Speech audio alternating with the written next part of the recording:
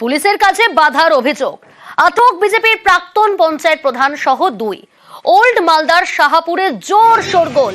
রাজ্য সড়ক অবরোধ করে চলে বিক্ষোভ। পুলিশ জোর করে অবরোধ তুলতে গেলে নতুন করে উত্তেজনা ছড়ায়। 2 অবরোধকারীকেও আটক করে পুলিশ। আটক 4 জনের মধ্যে 2 জন মহিলাও রয়েছে।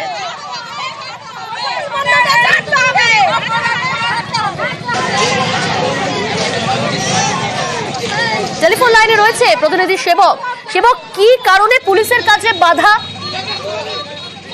দেখো, আজ সকালের ঘটনা, যেখানে এক লোহা বোঝাই তোমার টোটো, সেই টোটোকে থামিয়ে পুলিশ কর্মীরা যখন জিজ্ঞাসাবাদ করছিলেন, অভিযোগ সেই সময় প্রাক্তন বিজেপি প্রধান শাহপুর অঞ্চলের উকিল মন্ডল ও তার সঙ্গী তারা বাধা দেন পুলিশকে এবং পুলিশের কাজে তারা নানা রকম আপত্তি তুলতে থাকেন, পুলিশকে হেনস্থা করেন। এরপরে এই প্রাক্তন পঞ্চায়েত প্রধান এবং তার সহযোগীকে পুলিশ আটক করে তুলে নিয়ে যায়। আর এই ঘটনার পরেই উত্তেজনা ছড়ায়। বিকেলে মালদা নালাগোলা রাজ্য সড়ক অবরোধ করেন বেশ কিছু মানুষ, মহিলারা।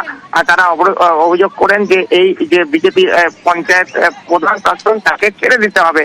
পরে পুলিশ অবরোধ ধরতে গেলে পুলিশের সঙ্গে প্রথমে বচসা বাঁধে, তারপরে বাড়তি পুলিশ বাহিনী গিয়ে অবরোধকারীদের হটিয়ে যানজট মুক্ত করে রাজ্য সড়ক। আর এই অবৈধ অবরোধের ঘটনায় আরো 4 জনকে আটক করা হয়েছে। বেশ।